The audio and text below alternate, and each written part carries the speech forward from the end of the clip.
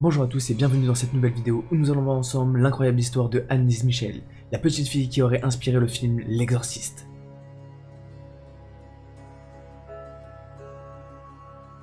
Anneliese Michel est une petite fille qui aurait vécu à Kindongberg, une petite ville en Allemagne, il y aurait plus de 40 ans maintenant. À l'époque, c'était une petite fille normale.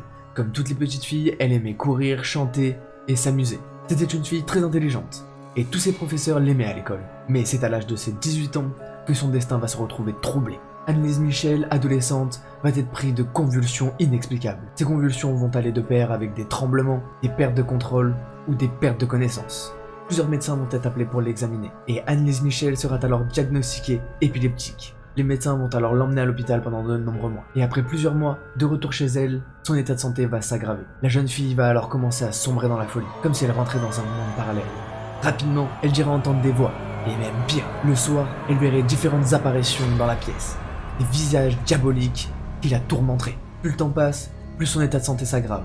Elle ira même jusqu'à dire qu'elle commence à parler régulièrement avec le diable, et pousse d'horribles cris d'horreur. Le soir, elle se jetait sur les meubles et se jetait sur le sol. Le lendemain matin, lorsque ses parents allaient la voir, elle était recouverte de bleu. Pris panique et terrifiée, ses parents vont alors faire de nouveau appel à de nombreux médecins. Mais aucun médicament ni traitement n'arrivera à soulager ses folies. Et une nuit, désespérée et ne sachant plus quoi faire, ses parents vont alors faire appel à un exorciste. Ce prêtre exorciste avouera que plus de 40 ans après, il n'oubliera jamais ce qu'il a vécu cette nuit-là, et avouera n'avoir jamais rencontré un autre cas aussi terrible que celui de la petite jeune fille Anneliese. La première fois qu'il l'a rencontrée, il voulait simplement s'assurer qu'il s'agissait bien d'un cas de possession. Il se serait donc adressé à Anneliese comme si c'était un esprit diabolique qui avait pris possession de la jeune fille. Et voici les enregistrements qui ont été faits durant cet exorcisme.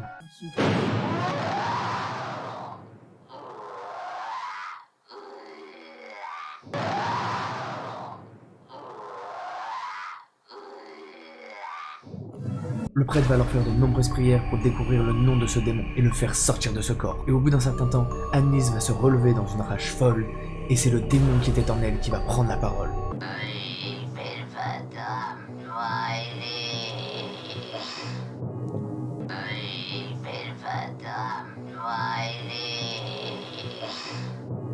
Pour le prêtre, il n'avait jamais vu un tel cas, et il dit qu'il est impossible qu'il s'agisse d'un fou qu'il puisse réaliser une telle manœuvre. Le timbre de voix avait tellement changé que pour lui il était persuadé qu'il s'agissait bien d'un cas de possession par le diable. La presse va également s'emparer de l'affaire, et raconte qu'Anneliese serait possédée par le diable, alors que d'autres suggéreront simplement qu'il s'agit d'une petite fille schizophrène. Malheureusement, jour après jour, l'état de santé d'Anneliese va se dégrader, et à partir de 1975, elle sera contrainte à des séances d'exorcisme tous les jours, dans le but de faire sortir les démons de son corps. Durant ces séances d'exorcisme, il faudra parfois 4 jusqu'à 5 personnes pour réussir à la maîtriser. Certains témoins rapporteront que lorsque les démons prenaient possession de son corps, sa force en était décuplée. Et beaucoup de prêtres rapporteraient même que la situation devenait incontrôlable et que les démons arrivaient à s'exprimer. Pourtant, malgré toutes ces séances d'exorcisme, personne n'arrive à calmer ses folies. Aucun médecin ni aucun prêtre ne va réussir à la guérir. Et peu à peu, Anneliese va décider d'arrêter de s'alimenter. Elle refuse de quitter sa chambre pour éviter de faire de mal à quiconque et que quiconque ne puisse lui faire du mal. Alors, est-ce réellement un cas de possession diabolique ou une simple maladie mentale? Nous ne le saurons jamais. Et elle a emporté son secret avec sa mort. Et voilà, c'est la fin de cette vidéo, j'espère que ça vous aura plu. N'hésitez pas à me le dire dans les commentaires et si vous avez d'autres sujets comme ça que vous voulez que je traite dans mes prochaines vidéos. En attendant, vous pouvez toujours liker, partager et vous abonner. Nous on se retrouve dans une prochaine vidéo. C'était Kiko on Fire, peace out.